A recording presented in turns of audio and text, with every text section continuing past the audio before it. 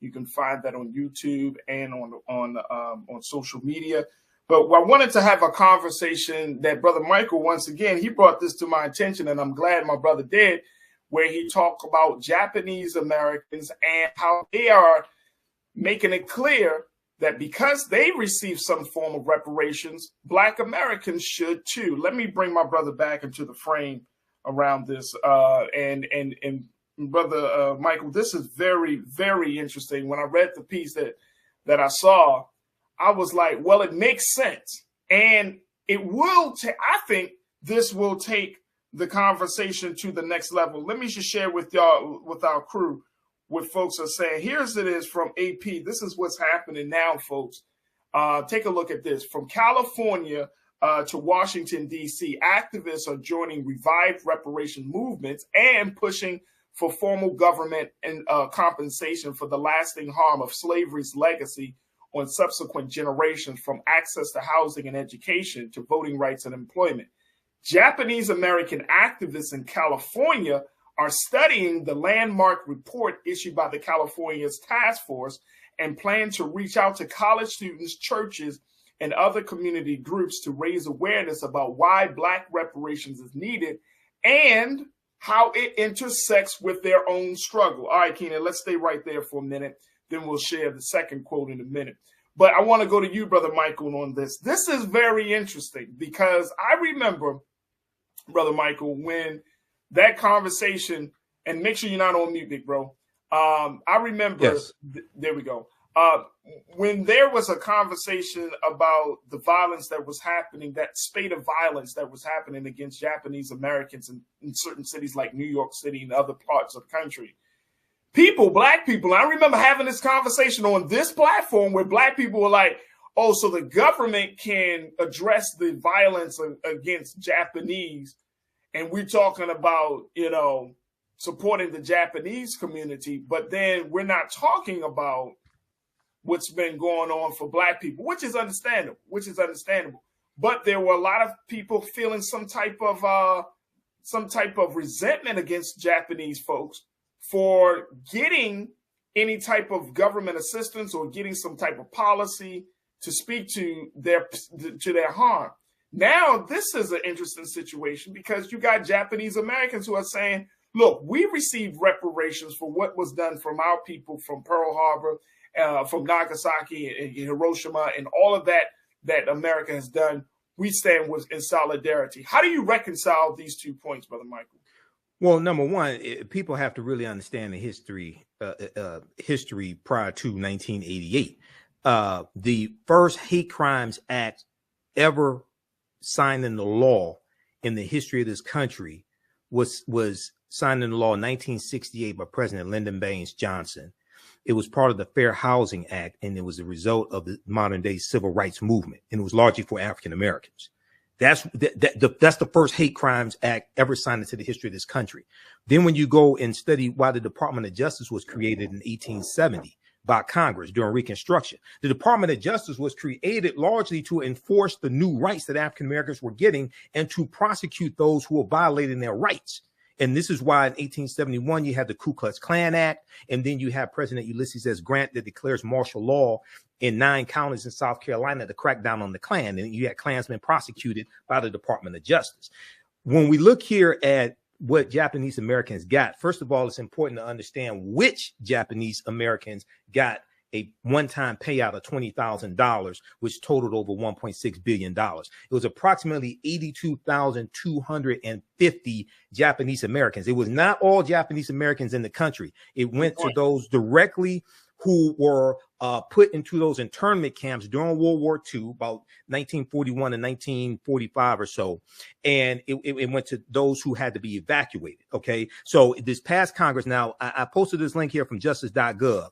If you could pull that up, that explains exactly what happened. That's from the Department of Justice, 10-year program to compensate Japanese Americans interned during World War II closes its doors. So this was, and you can zoom in on that. This was an act of Congress. It only went to those who were survivors of the internment camps. Now, members of the Congressional Black Caucus at this time advocated for this also this restitution. Then so this was 1988 that this bill passed. They left a 10-year window for people to make claims. In 1989, the Honorable John Conyers from Detroit introduced H.R. 40 to have a study done by the federal government on the harms of that slavery has done and the consequences of slavery, the legacy of slavery to African Americans. So that was the year after this. Now the problem is based upon Title VI of the 1964 Civil Rights Act, Section 601, non-discrimination and federally assisted programs. Race-based programs are illegal at the federal level. You also have a similar law in California, which is why the California Reparations Task Force is prescribing their reparations based upon lineage, as opposed to just race, just being black. Right. Okay, so they can get around that and withstand court challenges, because whatever they pass will be challenged in court. You have to be able to withstand court challenges. That's all you have to understand law. Now, the problem with us is that all of the last of the former slaves died in the 1950s. So our situation is different than Japanese Americans, because that restitution only went to those who were directly harmed. For us, all the last of the former slaves died in the 1950s. So this is why you're going to have to approach it differently. And what will be what California is doing is probably what will be adopted at the federal level. If something is adopted, you have to do it by lineage. But the most important thing that we have to understand is that this is not about a check. This is about comprehensive reparations. And if you read the 500-page study that the California Reparations Task Force released in June of 2022, and I'm posting here in the chat the article from the Washington Post that breaks this down, and it has the link to the 500 study, because I've gone through it and read part of it. We have to have comprehensive reparations. So the laws and policies that have been put in place and still remain in place that have maldistributed wealth, power, and resources into the hands of Europeans, you have to change those laws and policies. Yep. This is why you have to understand the history of what's happened, because if we all got $1 million a day, you and I both know white people will have it all back by this time next week. And the only thing you would have done is stimulated their economy, but the laws and policies that now distributed wealth, power, and resources into their hands in the first place will still be there. Okay. Let me throw this out there as well, Brother Michael. And I'm glad that you're bringing these points up. One of the things that was said was referenced is this Pew Research Center poll that was done about the issue. Right. Take a look at this, folks. Only 30% of U.S. adults surveyed by the Pew Research Center in 2021. And Keenan, let's pull this second quote up for me, please. Thank you, bro. Only 30% of U.S. adults surveyed by the Pew Research Center in 2021 supported reparations for slavery. That was in 2021. That's 2 years ago. 77% of whom were Black Americans. Wow. That was 2 years ago, folks. Support among Latinos and Asians were 39% and 33% respectively, and white Americans had the lowest rate of support at 18%. Now, some advocates said that the idea of reparations for the World War II incarceration camps was once considered outlandish. But many, take this look, I want y'all to listen to this, y'all. Right. Many young third-generation Japanese Americans were inspired to mobilize from civil rights and ethnic pride movements, including the Black Panther Party and the Brown Berets, who promoted Chicano rights. Look, folks, look at this. Take a listen, folks. Let me just say this, and Brother Michael, we only got a couple of moments left. Okay. But I'm bringing this up because if we understood that the struggle of Black people in this country serves as the metric, the standard, the very reference point on what human rights look like in this country, right? We open the door. Our struggle opens the door for other salvation. Right. And so for the fact that you got third generation Japanese Americans, young Japanese, who are learning about the Black Power movement, the Civil Rights movement, they're learning about all of these movements of Black liberation that are saying, look, this is similar to what we experience. This is eye-opening on so many levels. And this is why Chris, my guy, Chris Big checked in. He said something, and I'm a true, and I'm in total agreement with him. Chris, you made the point. You said the benefits. Let me just make sure. Let me make sure I'm pulling this up. You said, Chris, that in order for movements to be successful, that they must be diverse. And for a situation like this, for Japanese people, some Japanese, of course, not across the board, but some Japanese Americans saying, we want to support this. I think, Brother Michael, this pushes the priority up a few notches to get people to understand. Now, if you got Japanese that are signing on, imagine what would happen if Latinos signed on. Right. Well, yeah. So this is why it's important to understand history and why the history of this country and the history of African Americans has to be taught in all schools across the country. It has to be taught to everybody, because those third generation Japanese are studying history, studying the Black Power movement, also studying the Civil Rights movement. Asian women like Grace Lee Boggs, things like this, who was an ally to the Civil Rights movement. Now, I just posted the link here to an article. If you can just pull this up for a quick second. This deals with how you tie all this together. Racism has cost the U.S. $16 trillion. This was a study by Citigroup Bank. And it laid out three critical areas. And it said they looked at just from a 20-year period of time, from the year 2000 to like 2019. And they said the U.S. economy had lost $16 trillion because of racism.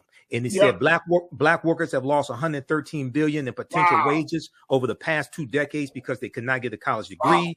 The housing market lost $218 billion in sales because Black applicants could not get home loans, and about $13 trillion in business revenue never flowed into the U.S. economy because African-American entrepreneurs could not get access to bank loans. It goes on to say that the U.S. could have $5 trillion in gross domestic product over the next 5 years if those gaps and others were closed today, the study indicated. So that deals with changing laws and policies. But what this study documents, and there are other studies like it, it shows how racism negatively impacts everybody in this country.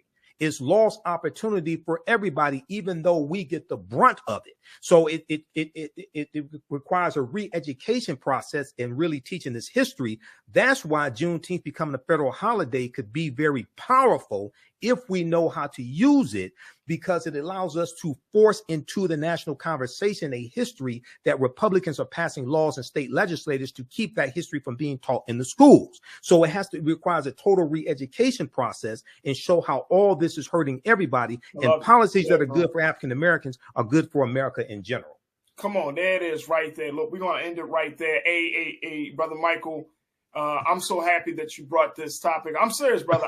I didn't see this, so I'm glad that you were like, hey, Farajii, we need to talk about this. I monitor about 35 different news sources on a daily basis. Hey, bro, and I'm always consuming. But this is great. This is great, man.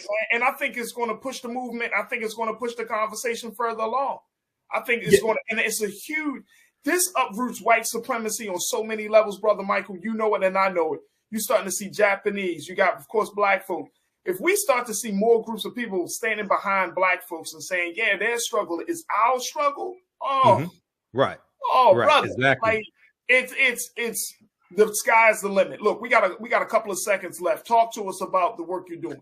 Okay, visit our website, theafricanhistorynetwork.com. We had 2 new 12-week online courses that just started up this past weekend, the weekend before. Ancient Kemet, the Moors, and the Ma'af for understanding the transatlantic slave trade, where they didn't teach you in school, on Saturday, 2 p.m. to 4 p.m. Eastern Standard Time. And then on Sunday, Black resistance movements, Haitian Revolution, the U.S. Civil War, the Civil Rights Movement, and Black Power Movement, 1800 to 1968. So register for both of those classes. We do the sessions live. All the sessions are archived and recorded. You can go back and watch it anytime. Even after the course is over with, you'll still have full access. You can watch it. And this information is PG-13. You can use this with your children as well. Register at our website, theafricanhistorynetwork.com.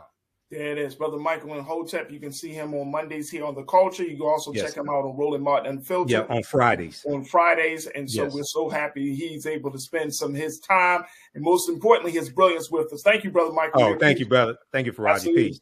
Peace, brother. We want to make use of this 3 minutes before the break. Lady Grace, you're up. Thank you. And I have a statement and a question for your guest there. First of all, I truly thank you for your call of service, the knowledge that spills out of your mouth on a regular basis. Oh, thank you. This is my version of excellence for the majority of our people. Oh, thanks. Really. Thank you. And I don't use excellence too much either, because everybody's excellence is a little different. Did you actually apply for the fictitious task force at the city council about the reparations? Did you apply for that? That's one question. Did I apply to be on the task force? Yes. No, I didn't apply. Some people ask me to be on the task force. My hands are full with what I'm doing, and I can't. I don't have the time. I can't do it. Well, they should have reached out to you. You should have been appointed and paid, literally. But I'm going to say this on a national level. If something like this comes about, would you be willing to sit on a panel and help draft this whole changing thing? Well, he has a national platform because you're on Roland Martin. I'm on Roland Martin's show on Fridays. I'm a panelist. Yes. So here's the deal, my sister. And this came up on Farajii Muhammad's show yesterday on the Black Star on Roland's network. And I talked about this last Friday on Roland's show. I'm all for repairing the damage of 246 years of slavery and decades of Jim Crow segregation and redlining and things like this, and systemic racism. I'm all for that. Now, my concept as a historian and someone who's also a political commentator, also understands politics and law. First of all, reparations, the root concept means repairing the damage of a harm that was done. Okay? To repair means to restore you, to make you whole again. All right. So before we start talking about how to repair the damage, we first have to analyze who African people were and what African people had before the damage was done. Wow. Just trying to give a check. That's heavy. And trying to equate a check to the fact that we didn't get paid, our ancestors didn't get paid for 246 years. That's not reparations. Okay. Wow. You said a mouthful. Yes. We'll be back with our last segment. All right. So this article is from February 24th, 2023. Years after they won that. So let me back up here. It talks about how it talks about a woman named Mia Iwataki. And it says when Mia Iwataki and other Americans fought in the 1980s for the U.S. government to apologize to the families it imprisoned during World War II, Black politicians and civil rights leaders were integral to the movement. They were integral in helping them get an apology and get some type of restitution. 35 years after they won that apology, and survivors of prison camps received $20,000 each. This did not go to all Japanese Americans in the U.S. at that time. It only went to those who were survivors of the internment camps or those who had to evacuate. All right. Now, those advocates are now demanding atonement for Black Americans whose ancestors were enslaved. From California to Washington, D.C., activists are joining revived reparations movements and pushing for formal government compensation for the lasting harm of slavery's legacy on subsequent generations, from access to housing and education to voting rights and employment. Now, advocating for reparations is the right thing to do, said Maya Iwataki, a resident of South Pasadena, California, who is in her 70s. She cited cross-cultural solidarity. That has built up over decades. Now, African-American lawmakers, such as the late California Congressman Mervyn Damally, Dymally, and Ron Dellums played critical roles in winning the Civil Liberties Act of 1988, the Civil Liberties Act of 1988, which formalized the government's apology and redress payments. Okay. And this passed Congress and was signed into law by President Ronald Reagan. Now, last Sunday, which would have been Sunday, February 19th, marked the 81st anniversary of President Franklin Delano Roosevelt signing an executive order that allowed the U.S. government to force an estimated 125,000 people, 2/3 of them U.S. citizens, from their homes and businesses and incarcerate them in desolate barbed wire camps throughout the West. Now, Iwataki said, quote, "We want to help our communities win reparations because it was so important to us. We want to help communities win reparations because it was so important to us." Now, after stalling for decades at the federal level, after stalling for decades at the federal level, reparations for slavery has received new interest amid a national reckoning over the 2020 police killing of George Floyd. Amid nationwide protests in the year 2020, Governor Gavin Newsom of California signed legislation that established a first-in-the-nation task force to address the topic of reparations. In California, is reparations not just for slavery, but for decades of Jim Crow segregation, for housing discrimination, things like this, because California really does not have a history of slavery.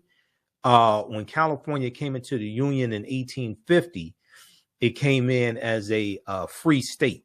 Now, they've identified about 1,500 people that were in like a semi-slavery state, okay, when California comes into the Union. But California does not have a real history of slavery, but they do have a real history of racism, housing discrimination, redlining, sundown towns, things of this nature, where you had to, if you were African American, you had to be out of town before nightfall, or you could be arrested, you can be attacked, etc. Okay, so they do have a history of that. Now, other cities, counties have since followed. In Boston, St. Louis, and San Francisco, when an advisory committee issued a draft recommendation in 2022 proposing a lump sum payment of $5 million apiece for eligible individuals. That's not going to happen. That's fantasy right there. That's not going to happen. In December 2022, the National Nikkei Reparations Coalition, alongside more than 70 other Japanese American and Asian American organizations, submitted a letter calling on the Biden administration to establish a presidential commission for reparations. Now, Japanese American activists in California are studying the landmark report issued by the California's Reparations Task Force. We talked about the report here on the show numerous times. It's a 500-page report that was released June of 2022. And I'm going to pull up an article here dealing with that report as well. We'll go to that here in just a second.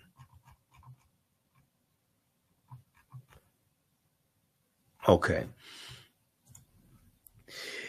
So Japanese American activists in California are studying the landmark report issued by California's task force and plan to reach out to college students, churches, and other community groups to raise awareness about why African Americans, reparations for African Americans is needed, and how it intersects with their own struggle of Japanese Americans.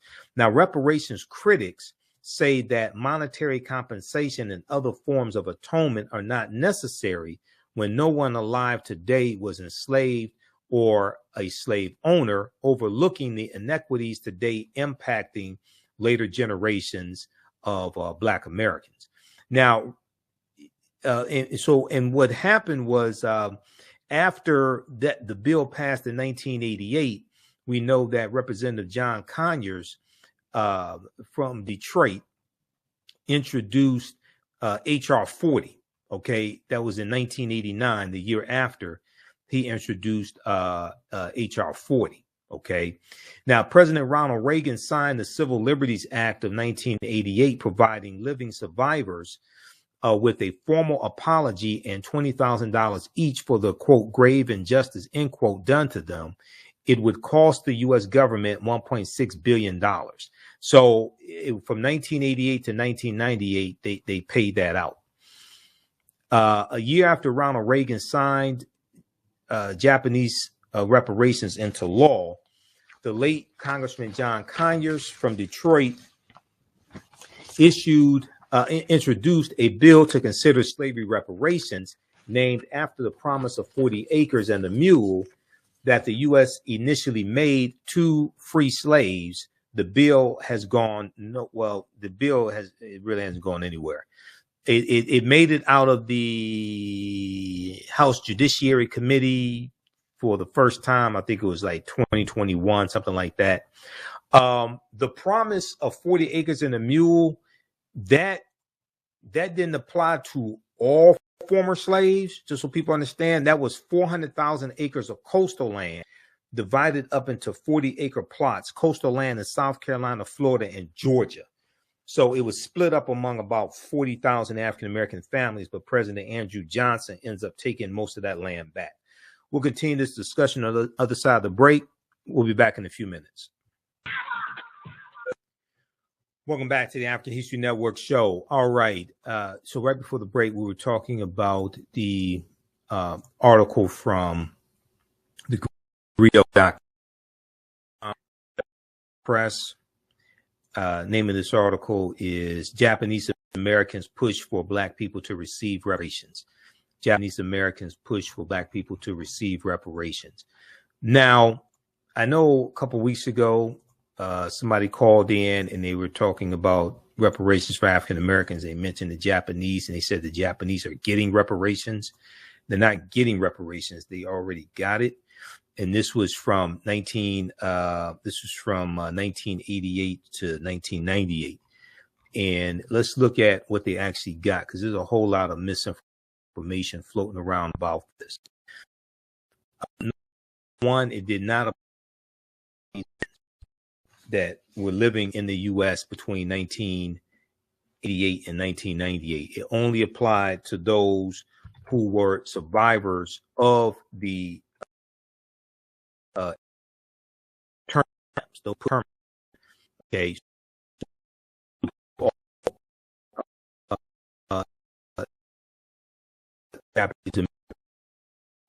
Or anything like that. And it was a one-time payment of $20,000, and it went to approximately 82,250 Japanese Americans. Okay, so it's entirely different than what a lot of people are advocating for African Americans when it comes to reparations, because they want it for all African Americans. This was very specific. And I'm trying to, let me pull this up here. Hold on. This is hard. This is from the U.S. Justice Department.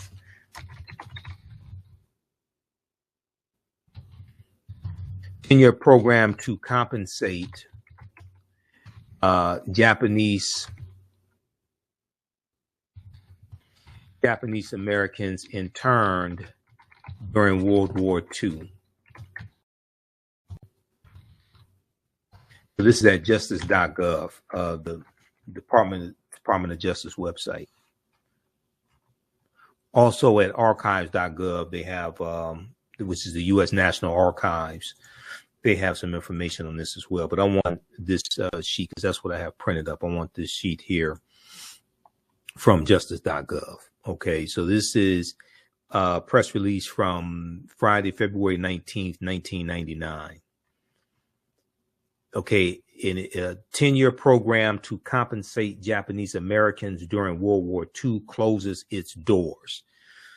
After paying out more than $1.6 billion to more than 82,250 persons of Japanese ancestry who were interned during World War II, the Justice Department's Office of Redress, the Justice Department's Office of Redress Administration has officially closed its doors.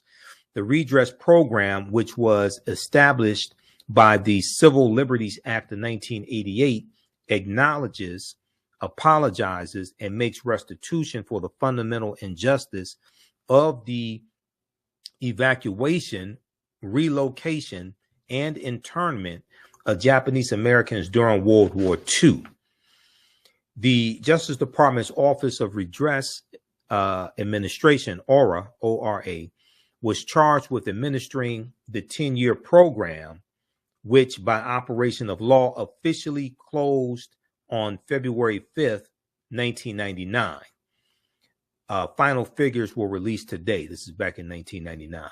So since the program's inception, ORA has provided $20,000 in redress to 82,219 eligible claimants. This did not go to all Japanese Americans who were living in the United States between 1988 and 1998 or 1999. This was very specific. It went to approximately 82,219 Japanese Americans. This totaled more than $1.6 billion. So here they break down what the stipulations were. In order to have been eligible for restitution, an applicant had to have been alive on August 10th, 1988, a U.S. citizen or permanent resident, U.S. citizen or permanent resident alien during the internment period, which was December 7th, 1941 to June 30th, 1946. There had to be a person of Japanese ancestry or the spouse or parent of a person of Japanese ancestry, and evacuated, relocated, interned, or otherwise deprived of liberty or property as a result of federal government action during the internment period and based solely on their Japanese ancestry. So once again, this didn't go to all Japanese Americans, as many people call in the radio shows and make it seem like happened. That's why you have to do research. That's not what happened. Now, the problem when it comes to reparations for African Americans is that all of the last of the former slaves died in the 1950s. What Japanese got only went to those who were actually put into the internment camps or those who had to evacuate. For us, our situation is different because all the last of the former slaves died in the 1950s, number one. But number two, based upon the 1964 Civil Rights Act, Title VI of the 1964 Civil Rights Act, non-discrimination in federally assisted programs, race-based programs are illegal at the federal level. So you're not going to have reparations for all. You're not going to have reparations for all black people in this country. That ain't going to happen. Okay. And the sooner people come to understand law and come to that realization and stop playing games with our people, everybody ain't going to, all black people not going to get a check. That's not going to happen. That's illegal. We don't understand law enough to understand that. And then the people that do understand law enough don't have the testicular fortitude to tell our people that the people that make you think that you're going to get it, everybody going to get a check, is they're lying to you. That's just all there is to it. Civil Rights Act of 1964. This is what I want right here.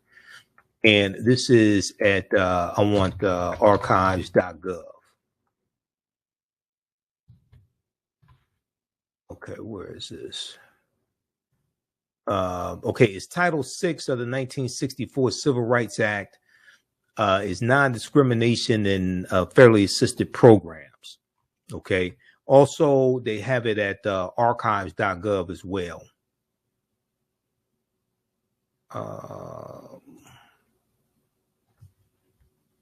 Let me try. We'll have to pull this up when we go to break. So I want to make sure people see this. Okay.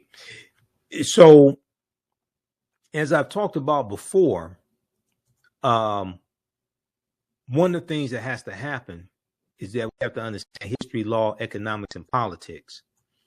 And the other thing is that we have to laws and policies that were put into place that maldistributed wealth, power, and resources. Okay, that maldistributed wealth, power, and resources. Because even if we all did get a check, if we all got $1 million a day, let's be honest, we all know white people have it all back by this time next week. Nobody really wants to be honest enough and tell you this. I'll tell you. Okay, I mean, come on.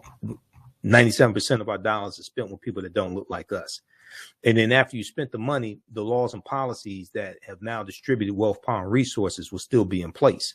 That's why you have to really understand the laws and the policies and address those and change those. Okay, whether we talk about housing discrimination, whether we talk about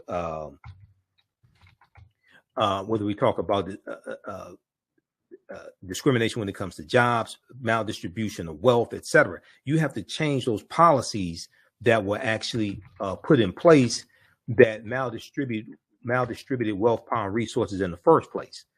This is why we have to have comprehensive reparations. We have to have comprehensive reparations.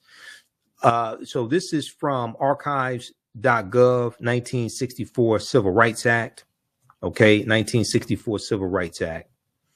And this deals with Title VI of the 1964 Civil Rights Act, non-discrimination and federally assisted programs.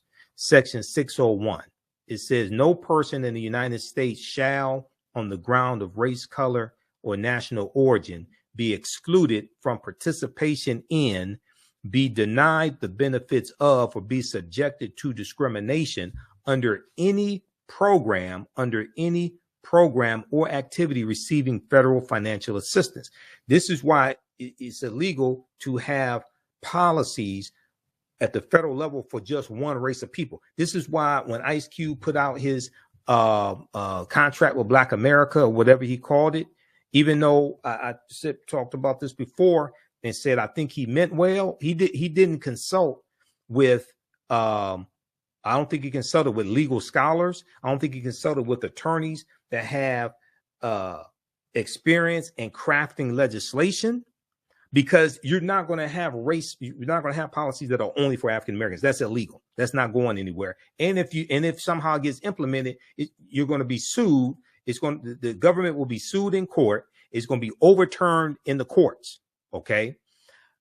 So read this. So we have to understand how to craft policies that are beneficial to African Americans, but will withstand a legal challenge in court, but they're not going to be exclusive to African Americans. We'll continue this on the other side of the break. Listen to the African History Network show right here on 910 AM, the Superstation, WFDF. I'm Michael Imhotep. We'll be back in a few minutes. Hotep, everybody. Hey, this is Michael Imhotep, founder of the African History Network and host of the African History Network show. Some of you all saw me on Farajii Muhammad's show, The Culture, on Monday, February 27th.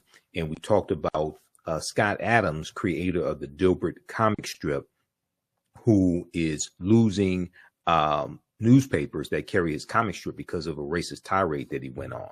And at the end of the show, I talked about 2 online courses that I teach on the weekend, 2 online history courses. So on Saturdays, I teach a 12-week online course called Ancient Kemet, the Moors, and the Ma'afa, Understanding the Transatlantic Slave Trade, what they didn't teach you in school. And this class just started up Saturday, March 4th, 2023. We have class number 3, and I teach this class I teach this class 2 p.m. to 4 p.m. Eastern Standard Time. So we deal with thousands of years of history and what leads up to the transatlantic slave trade taking place. I do a PowerPoint presentation. We have book references, articles, video clips, and you'll never look at history the same way. When we study the transatlantic slave trade, we can't start studying our history in slavery.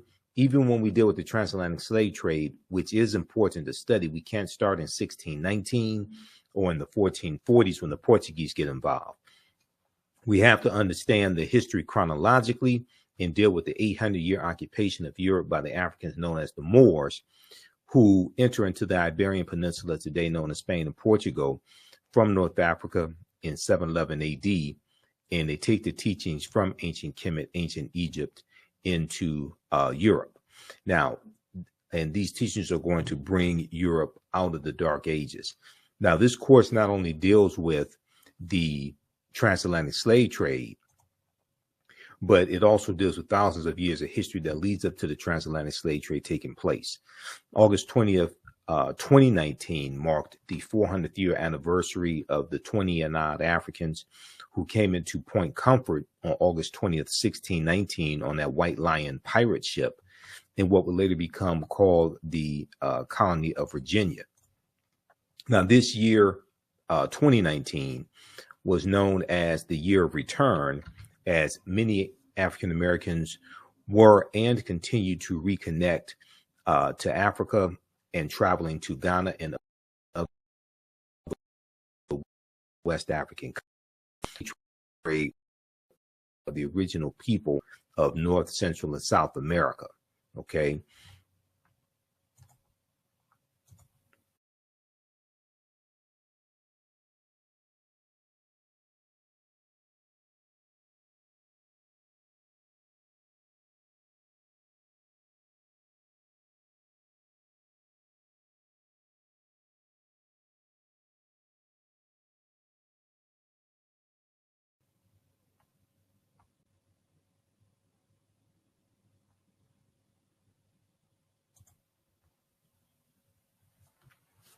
So this year was known as the year of return, 2019, as many African Americans were and continue to reconnect to Africa and traveling to Ghana and other West African countries. When we discuss the transatlantic slave trade, we have to first understand that African people are the original people of North, Central, and South America and have been in the land we call the United States of America at least 51,700 years.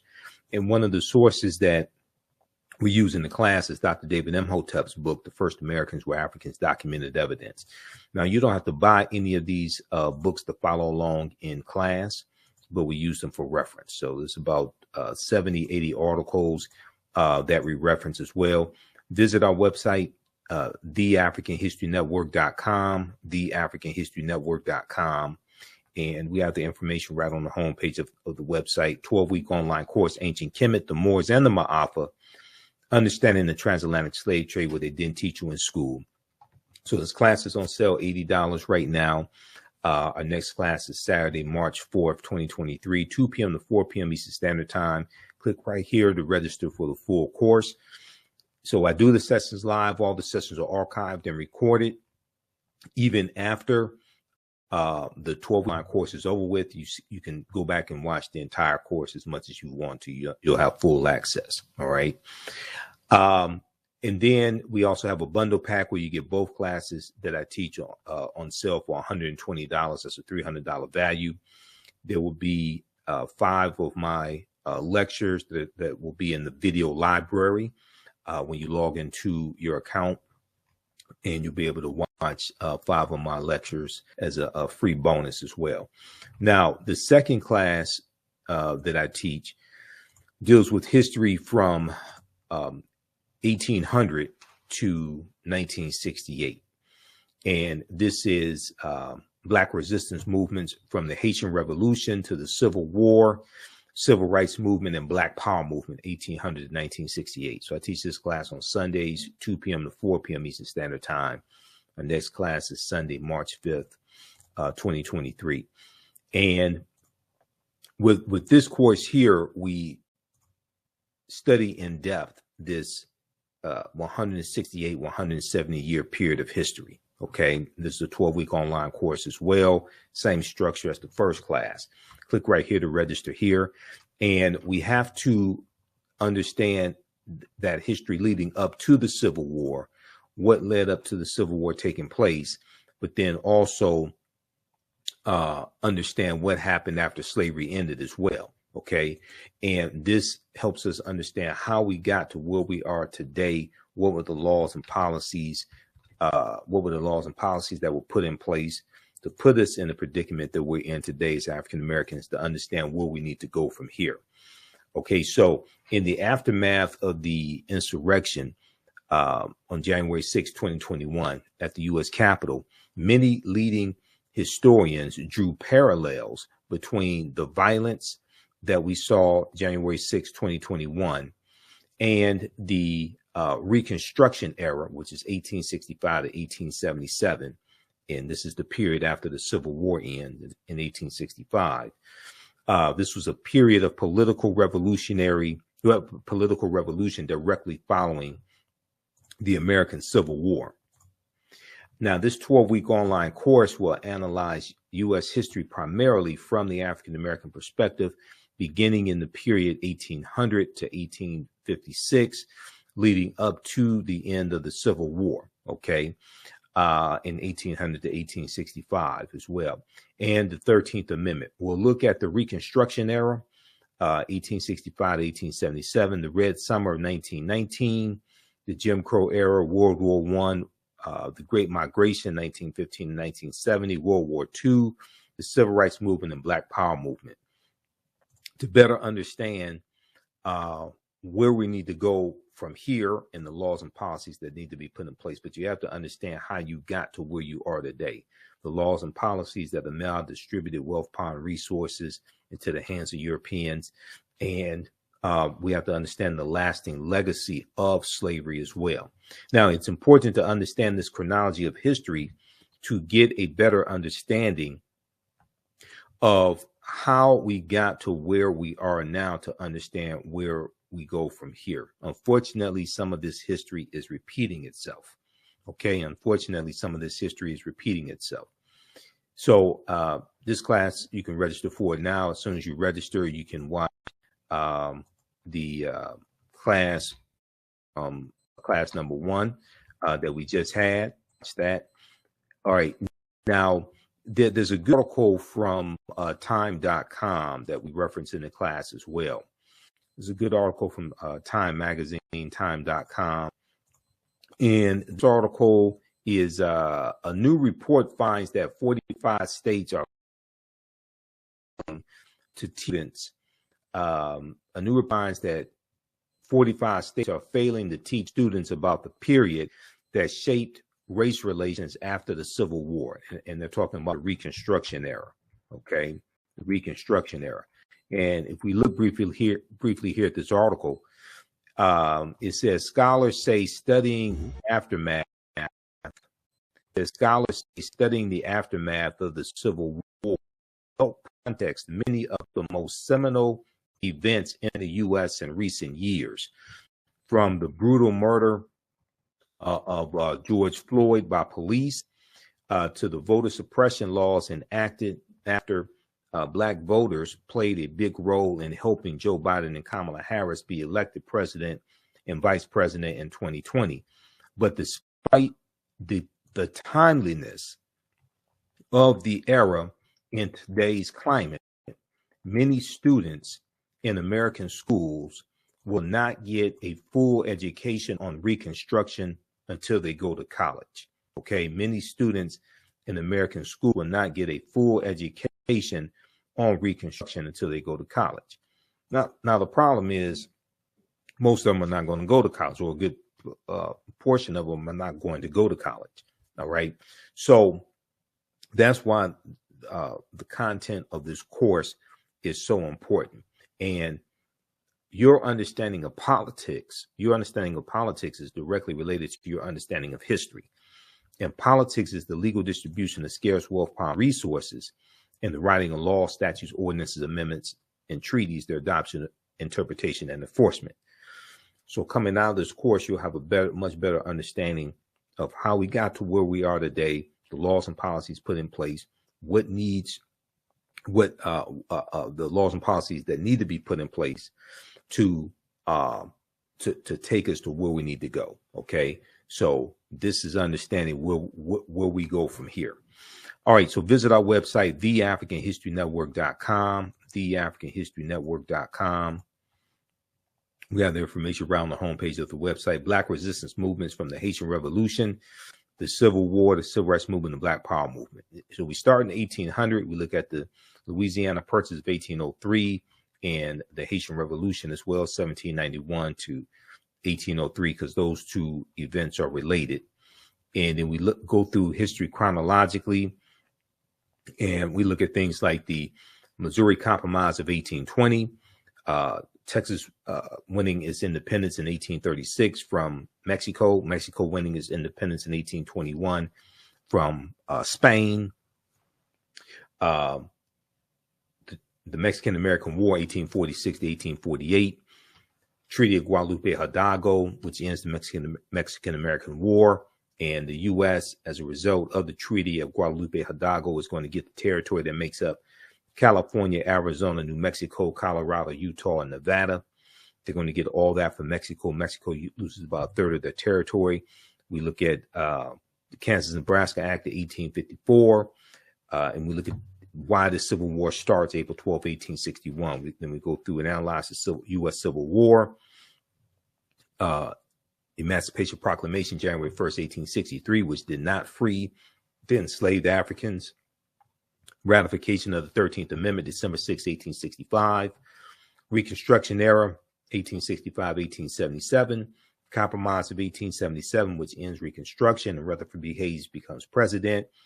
And the Republicans make a backroom deal with the Democrats that if they let Rutherford B. Hayes become president, he'll remove the remaining Union troops out of the South from Florida and South Carolina, etc. And then you have the Jim Crow era, where the white supremacists are taking back control of all levels of government in the southern states. You have, so we studied the Jim Crow era, Plessy versus Ferguson, 1896, U.S. Supreme Court case, Mississippi State Convention of 1890, where they rewrite the state constitution and impose poll taxes and literacy tests in a state that had a majority African-American population, and the majority of the voters were African-American as well. So you go through this period where you see these southern states, these former Confederate states, rewriting their state constitutions. South Carolina, 1895, Mississippi, 1890, poll taxes being imposed in Florida in 1889. So we go through the Jim Crow era, Great Migration, 1915, 1970, 6 million African Americans migrating from the South up north and out west. World War I, 1914, 1918, World War II, 1939, 1945, Civil Rights Movement and Black Power Movement. Okay, to understand what happened to us after slavery ended and what leads up to the Civil War taking place, so we can understand how we got here today and understand history, law, politics, and economics, to understand where we go from here. So Black resistance movements from the Haitian Revolution to the U.S. Civil War, Civil Rights Movement, and Black Power Movement. Okay, so you register for that class right now at theafricanhistorynetwork.com, theafricanhistorynetwork.com. That's on sale, $80 as well. And we have the bundle pack where you get both classes for $120. For both classes, this information is PG-13, I would say, so you can use this with your children as well. And also to support the African History Network, you can support us, $, the AHN Show through Cash App, $, the AHN Show through Cash App, also through PayPal, paypal.me/the AHN Show. And we have it right on the homepage of our website as well. This helps us to keep doing the research, stay on the air, keep broadcasting, finance the African History Network show, pay some of the bills, etc. Okay, so we have a PayPal and Cash App information there also. All right, so hope to see you in class. Visit our website, theafricanhistorynetwork.com, theafricanhistorynetwork.com.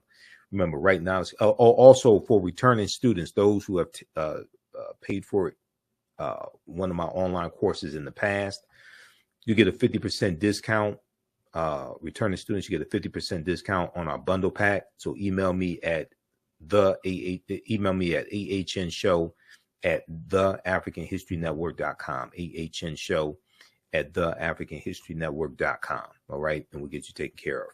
Right now, it's correct wrong behavior is not over till we win Wakanda forever. We'll talk to you next time.